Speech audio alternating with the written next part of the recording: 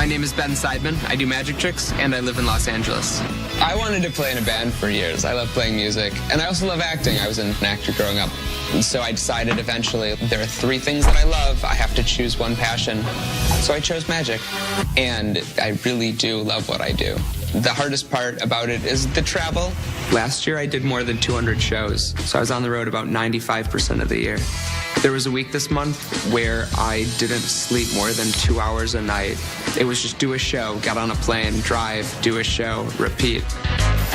Everywhere I've gone in my life, I've moved to get better at magic. I've always been chasing this high, and I wouldn't trade it for the world. Will you please welcome Ben Seidman?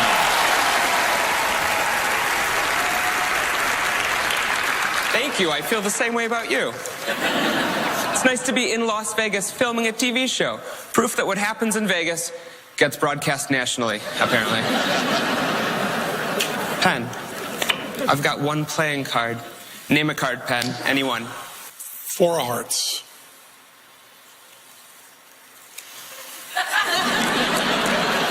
It would have fooled you, but I'll move on as planned. I used to live here. I lived in Vegas for like 5 years, and this actually happened to me. I was walking downtown, and I see a guy. And he has a manila envelope, and he's jingling it, asking people for change. And I walked by him. I was just kind of in a hurry. And he yelled at me. He actually yelled. He was like, "Hey, aren't you going to give me any money? What are you, not a good Christian?" No, I'm not. I'm Jewish. And I'm not even good at that. I mean, I was raised Jewish, but I don't really practice. So I'm Jewish, but I don't practice, which means that my mom still nags me. But when I pray that she'll stop, nothing happens. That was a thinking joke. Thanks for coming along with me. But it's true. Jews are the worst Christians. Except for one. One became the best. It's not me, though. That's Jesus. I'm Ben Seidman. Different people altogether. Yeah. Maybe, just maybe you're applauding because you think I am Jesus. And maybe I am. How would you know? What if Jesus came back, but no one believed him? So he went on TV and tried to fool Penn and Teller? But he wasn't successful? Penn was like, yeah, that's food coloring and water, not wine. And Teller was like, that would be disappointing for religious people and for atheists. But for very different reasons. Anyway, I see this guy, he yells at me, and I wanted to get mad, but in that moment, our eyes met, and we had this, real, human moment. And I just started to feel bad for him. He was clearly a nice guy. He was down on his luck. And I reached in my pocket, I took my wallet out. I gave him the only bill that I had, which was a $100 bill, because I felt bad for him. And he hugged me. He was so overjoyed. And I walked away. I thought, what a nice guy. I completely misjudged him. How long was I talking to him? And I looked down at my watch, and my watch was gone. I don't know how, but this guy must have somehow managed to pull my watch off without me even feeling him do it.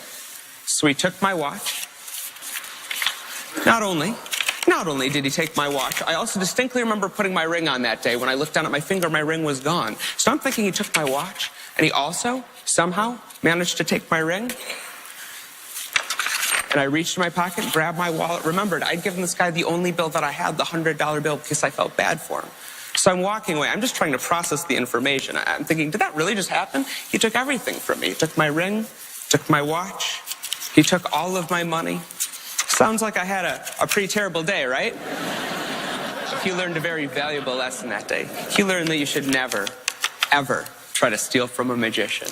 Because when this guy got home, he didn't have any of my stuff at all.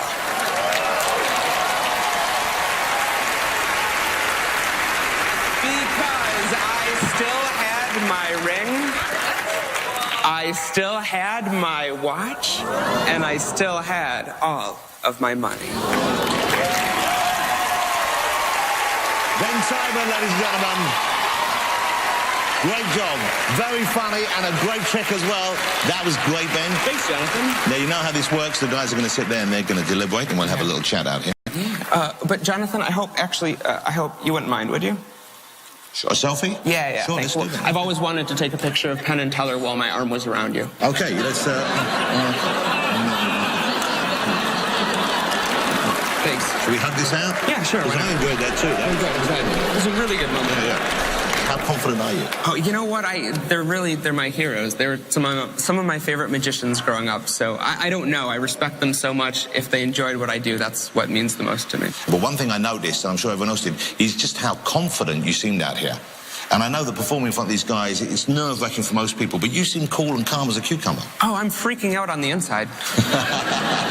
You're disguising it very well. Let's find out how much they know genuinely right now. Fellas, did you think you got it? We see a lot of people who try to cobble something together, and watching you do something that's just a polished, finished routine is wonderful. And you might notice when I say wonderful that I'm kind of underlining the wonder part of the wonderful, because we all know a wonderful magician named Tommy Wonder. And you know that Tommy Wonder did a routine called the Hold Up.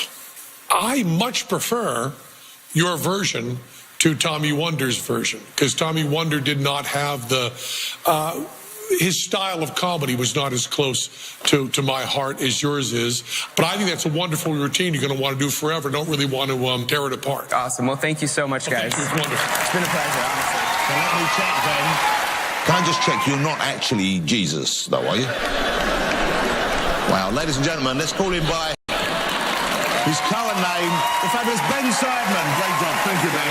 Fabulous. Ben Seidman.